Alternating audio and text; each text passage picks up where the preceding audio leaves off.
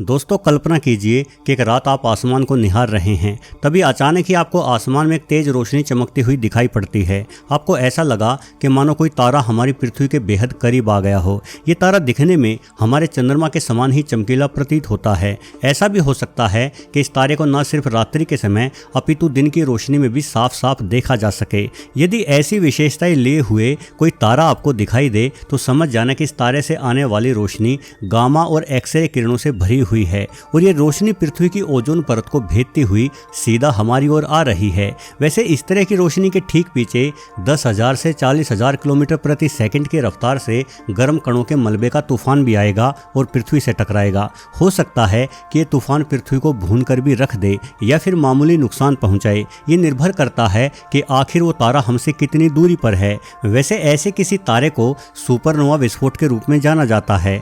आखिर ये सुपरनोवा विस्फोट होता कैसे है और हमारी पृथ्वी किसी सुपरनोवा विस्फोट के कितने पास है या फिर हमें अपने आसपास मौजूद किस तारे से डरना चाहिए। चलिए आज के वीडियो में हम सुपरनोवा विस्फोट के बारे में ही समझने का प्रयास करते हैं। दोस्तों पहले एक अच्छी खबर सुनिए। अच्छी खबर ये है कि सुपरनोवा विस्फोट हमारी आकाशगंगा में कोई बहुत अधिक सामान्य घटना नहीं है।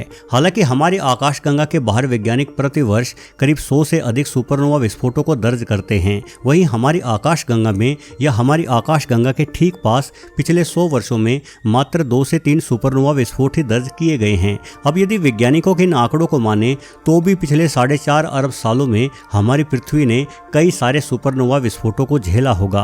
अभी हमारा सौरमंडल अंतरिक्ष में जिस स्थान पर स्थित है उस स्थान को अंतरिक्ष वैज्ञानिक लोकल बबल के नाम से पुकारते हैं। इस लोकल बबल से 1000 प्रकाश वर्ष की दूरी तक बहुत ज्यादा तारे और ग्रह मौजूद नहीं हैं। हालांकि ये बहुत कम भी नहीं हैं, किंतु लोकल बबल से बाहरी अंतरिक्ष के मुकाबले में ये कम अवश्य हैं। इसका कारण वैज्ञानिक बतलाते हैं कि करोड़ों वर्षों पूर्व हमारे इस लोकल बबल में कोई बेहद ही भयानक सुपरनोवा विस्फोट हुआ होगा और इस सुपरनोवा विस्फोट के दबाव से ही हमारा सौरमंडल लोकल बबल के अंदर प्रवेश कर गया होगा। वहीं पिछले कुछ सालों की खोज ये भी बताती हैं कि आज से करीब 2.5 लाख साल पहले भी हमारे लोकल बबल में एक सुपरनोवा विस्फोट हुआ था, जिसके कारण पृथ्वी की जमीन की परतों के अंदर आयरन 60 और मैग्नीज 53 मिलता है। इस तरह के पदार्थ केवल तारों की सतह पर ही खोजे जा सकते हैं। शायद ये पदार्थ सुपरनोवा विस्फोट के बाद ही पृथ्वी पर आए होंगे। साथ ही कुछ भूवैज्ञानिकों का ये भी दावा है कि करीब 13,000 साल पहले एक सुपरनोवा विस्फोट से निकले मलबे के कारण ही पृथ्वी पर विचरण करने वाले वूली मेमथ हाथी का अंत हो गया था।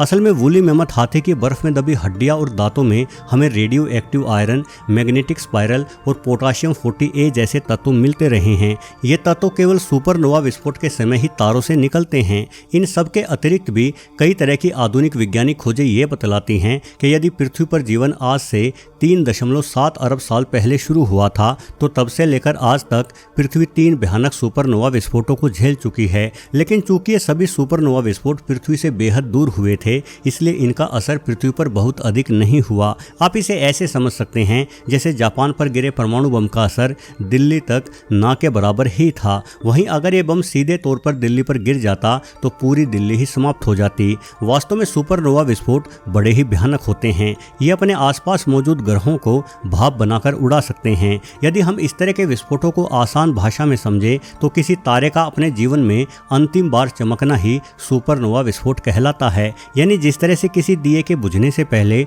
उसकी आग एक बार जोरों से फड़फड़ाती है, उसी प्रकार से तारों के जीवन का अंत सुपरनोवा विस्फोट के रूप में चमक पैदा करते हुए होता है। दोस्तों सुपरनोवा विस्फोट 2 प्रकार के होते हैं। पहला सुपरनोवा विस्फोट तब होता है जब 2 तारे आपस में एक दूसरे का चक्कर काट रहे होते हैं और उनमें से एक तारा सफेद बौना तारा होता है। यदि हमारे सूर्य के आकार से छोटे तारे का ईंधन खत्म हो जाता है तो इस आकार का तारा सफेद बौना तारा बन जाता है। ऐसे में वो सफेद बौना तारा अपने पास के किसी बड़े तारे की परिक्रमा करते हुए एक रोज उसी तारे से टकरा जाता है या फिर वो अपने पास के तारे के तेज गुरुत्वाकर्षण बल और ऊर्जा की वजह से फट जाता है। इस तरह से तारे के फटने को हम सुपरनोवा विस्फोट कहते हैं। ऐसे समय में उस तारे के तत्व 20,000 किलोमीटर प्रति सेकंड की रफ्तार से चारों ओर अंतरिक्ष में फैलते हैं और गामा रेडिएशन की तो मानो जैसे बाढ़ ही आ जाती है। है। इस तरह के सुपरनोवा विस्फोट से निकलने वाली चमक हमारे सूर्य की चमक से 5 अरब गुना तक अधिक हो सकती है।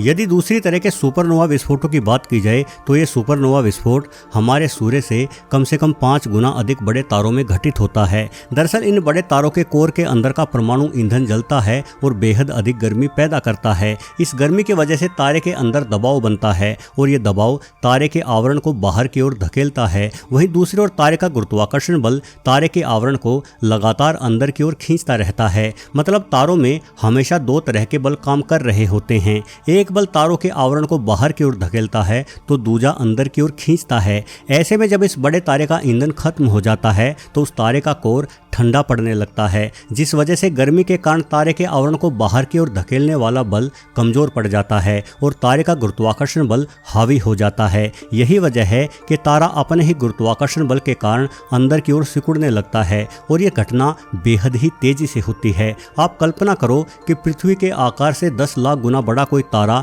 मात्र 15 सेकंड के भीतर ही अंदर की ओर सिकुड़ता हुआ पृथ्वी से भी छोटा हो जाए तो इसका परिणाम कितना भयंकर होगा। इस सिकुड़ते हुए तारे में एक तेज शॉक वेव जन्म लेती है, जिस वजह से तारे के बाहरी आवरण में जोरदार विस्फोट हो जाता है। इस विस्फोट को भी सुपरनोवा विस्फोट ही कहा जाता है। जहां एक और सफेद बोना तारा सुपरनोवा विस्फोट के बाद खत्म हो जाता है, वहीं इस दूसरी तरह के सुपरनोवा विस्फोट में तारे का बहुत अधिक घनत्व वाला कोर बच जाता है, जिससे न्यूट्रॉन तारा जन्म लेता है या फिर ब्लैक होल का जन्म भी हो सकता है।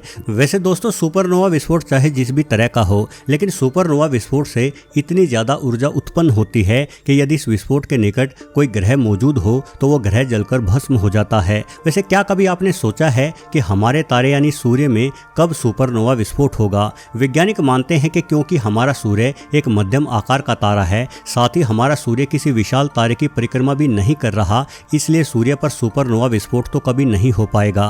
परंतु आज से करीब 6.5 खरब साल बाद जब सूर्य का ईंधन यानी हाइड्रोजन खत्म हो जाएगी तो सूर्य के अंदर का हीलियम कोर गुरुत्वाकर्षण बल के कारण अंदर की ओर खींचने लगेगा। वहीं सूर्य का बाहरी हीलियम कोर बाहर की ओर फैलने लगेगा, जिस वजह से सूर्य एक लाल दानव तारे में तब्दील हो जाएगा। सूर्य का यह बाहरी लाल आवरण फैलता हुआ इतना अधिक बढ़ जाएगा कि हमारी पृथ्वी भी सूर्य में ही समा जाएगी। वैसे वैज्ञानिकों ने कंप्यूटर सिमुलेशन से गणना की कि कितनी दूरी से कोई ग्रह अपने तारे के सुपरनोवा विस्फोट से बच सकता है, तो यह दूरी सूर्य और पृथ्वी के बीच की दूरी से 100 गुना अधिक निकली। यानी चाहे सूर्य लाल दानव तारे में तब्दील हो या फिर सूर्य में सुपरनोवा विस्फोट हो, दोनों ही स्थितियों में हमारी पृथ्वी के विनाश का भविष्य तो तय ही है। लेकिन ये इतनी जल्द नहीं होने वाला, बल्कि इसमें अभी खरबों वर्ष और लगने हैं। लेकिन हो सकता है कि सूर्य के अतिरिक्त हमारी पृथ्वी के पास मौजूद किसी अन्य तारे में कभी कोई सुपरनोवा विस्फोट हो जाए, जिसके बारे में हम अभी कुछ नहीं जानते हों। क्योंकि भले ही हमने बेहतरीन टेलीस्कोप अंतरिक्ष में स्थापित की हो,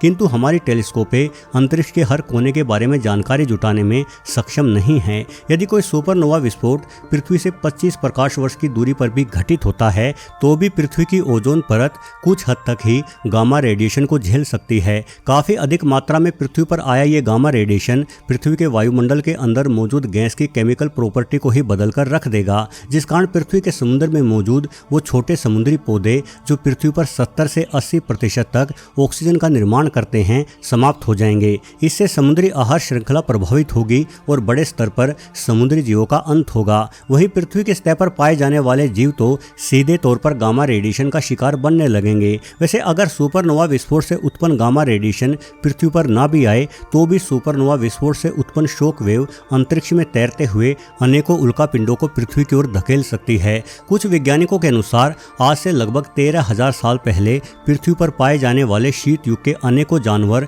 पृथ्वी से टकराने वाले एक उल्कापिंड की वजह से ही मारे गए थे और यह उल्कापिंड उस समय 250 प्रकाश वर्ष की दूरी पर मौजूद किसी तारे में हुए सुपरनोवा विस्फोट की वजह से ही पृथ्वी पर आया था। और ऐसा भी हो सकता है कि डायनासोरों के खात्मे में भी कोई सुपरनोवा विस्फोट ही जिम्मेदार हो। हालांकि आज के आधुनिक टेलीस्कोपों से तो यही पता चलता है कि पृथ्वी से 300 प्रकाश वर्ष की दूरी तक भी ऐसा कोई बड़ा तारा मौजूद नहीं है जिसके सुपरनोवा विस्फोट से पृथ्वी को नुकसान पहुंचे। लेकिन हमारी पृथ्वी से 300 प्रकाश वर्ष की दूरी के बाद 2 बेहद बड़े तारे अवश्य मौजूद हैं। इनमें से एक है बेटलजीएस, जो सूर्य से आकार में 700 गुना तक अधिक बड़ा है। वहीं दूसरा तारा जिसे जिसे एंटेयर्स नाम दिया गया है, सूर्य से 800 गुना तक अधिक बड़ा है। ये तारा पृथ्वी से करीब 400 प्रकाश वर्ष की दूरी पर है। अगर इन दोनों तारों में कभी सुपरनोवा विस्फोट हुआ तो उस विस्फोट का असर पृथ्वी पर जरूर होगा। वहीं दूसरी ओर अगर हम सफ़ेद बौने तारों की बात करें तो ऐसे तारों को खोज पाना बड़ा मुश्किल होता है। इस खोज के लिए